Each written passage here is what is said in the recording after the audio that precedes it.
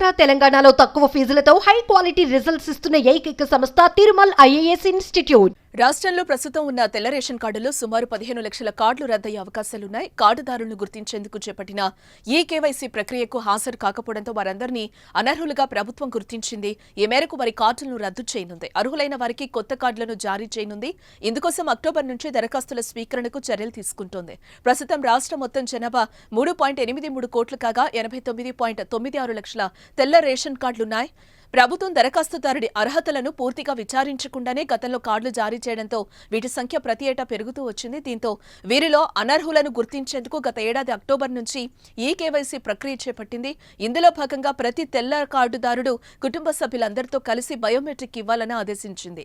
ఈ ప్రక్రియ 6 నెలల పాటు కొనసాగిన ఈ ఏడాది మార్చిలో ముగిసింది. అయితే దాదాపు 15 లక్షల కార్డుదారులు కేవైసీకి హాజరు కాలేదని తెలిసిందే. ఇతర ప్రాంతాలకు వెళ్లిపోవడమా మరే ఇతర కారణాలతోనో వీరు కేవైసీకి హాజరు కాలేదు. దీంతో దాదాపు 15 లక్షల కార్డులు అనర్హుల పేరిట ఉన్నట్లుగా నిర్ధారించారు. ప్రస్తుతం ఆ కార్డులన్నింటినీ రద్దు చేయనున్నారు. వీటిని రద్దు చేయడం ద్వారా కొత్తగా జారీ చేసే కార్డులతో ప్రభుత్వంపై అదనపు భారం పడకుండా ఉంటుందని అంచనా వేస్తున్నారు. కాగా తెల్ల రేషన్ కార్డుల జారీ అంశం రాజకీయాలను ప్రభావితం చేస్తుంది. అందుకే ప్రతి ఎన్నికల్లో రేషన్ కార్డుల అంశాన్ని ప్రధాన పార్టీలు ప్రస్తావిస్తూ ఉంటాయి. ఎన్నికల్లో లబ్ధి పొందడమే లక్ష్యంగా గత ప్రభుత్వం హుజూరాబాద్, మునుగోడు ఉప ఎన్నికల్లో తెల్ల కార్డులు జారీ చేసింది. చివరిగా 2021లో రాష్ట్ర వ్యాప్తంగా 3,60,000 కొత్త కార్డులను జారీ చేసింది. వీటితో కలిపి రాష్ట్ర వ్యాప్తంగా దాదాపుగా 89.96 లక్షల మందికి తెల్ల రేషన్ కార్డులు ఉన్నాయి.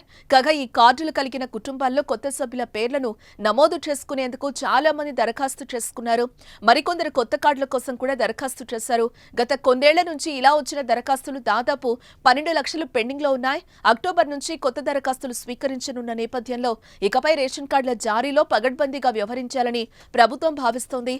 కార్డు జారీ చేశాక అనర్హులని తేలితే దానిని రద్దు చేయడం కంటే ప్రారంభంలోనే అర్హులను గుర్తించాలని యోచిస్తోంది. ఇందుకోసం కొత్త విధానాన్ని అమలు చేయనుంది.